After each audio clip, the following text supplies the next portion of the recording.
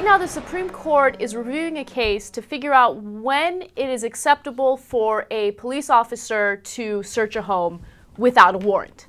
So right now it is against the law for police officers to search a home without a warrant. However, now the Supreme Court is considering a case where police officers busted into a home and did a search without a warrant because they believed that the people were smoking marijuana, they could smell the marijuana, and they thought that they needed to do the search immediately or else the suspects would destroy the evidence. Right. Now, the case has a lot of back and forth, right?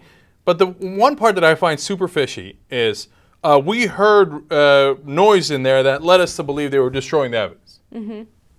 Really, what noise was that?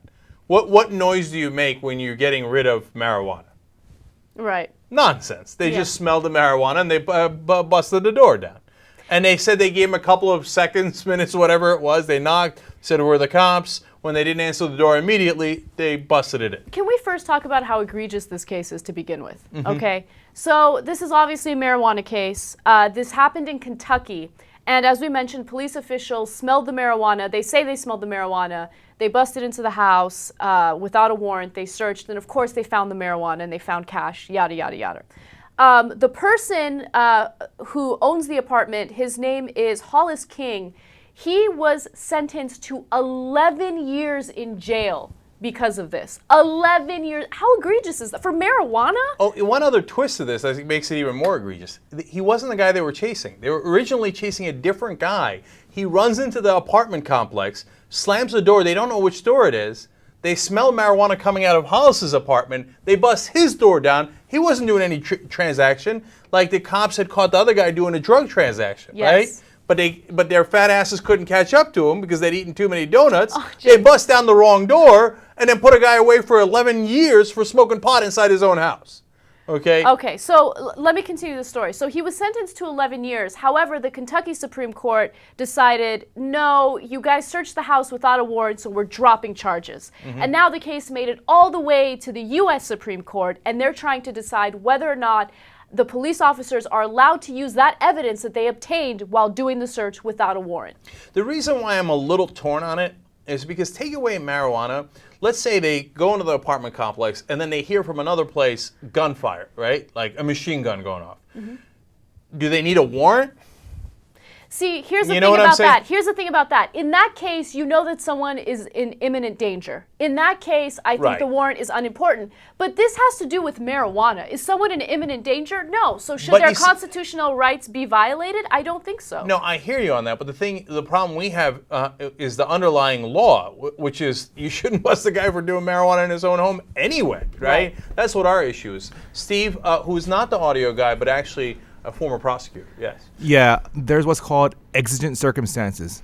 That means if the police have reason to believe that there's an emergency, they can bust down the door and go in. For example, let's say I shot someone, the police saw me shoot that person, they chased me down, I run into their house and slam the door, they can break down the door and come in.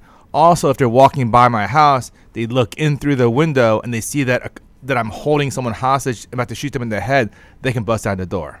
Okay, those make perfect sense, but we don't need to have a new law to address that. No, but it's not a new law. So what they're saying here, the cops are arguing, this was exigent circumstances. Now, we didn't think anybody was in imminent danger, but one of the categories for exigent circumstances is if we think evidence is about to be destroyed, then we don't need a warrant. See, that's where I call bullshit. Right? Agreed. Like, oh, I smelled marijuana and I heard them destroying it. How did you hear them destroying evidence? Okay?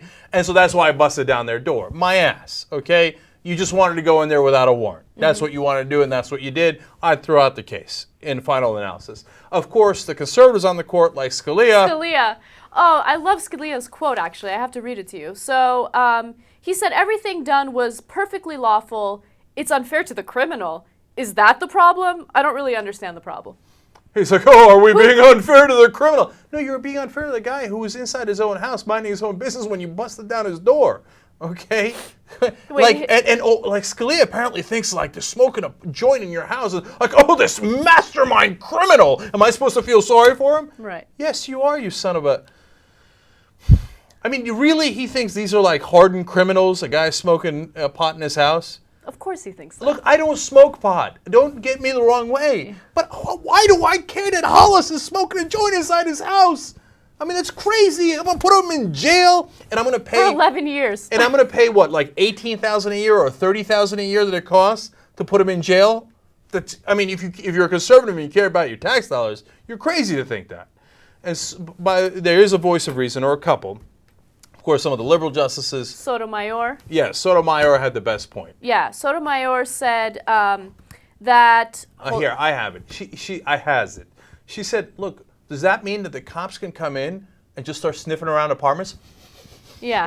Right. Oh, I smell marijuana. No, exigent circumstances. They might be destroying the evidence. Bust down his door. Yeah, they can always pretend like they think evidence is being destroyed. That's essentially what her point was. Right. That it's not good enough just to say I smelled it, so I broke somebody's house down. Right. So, of course, in this case, we agree with Sotomayor, and credit to the Obama administration for appointing her. Am I not merciful?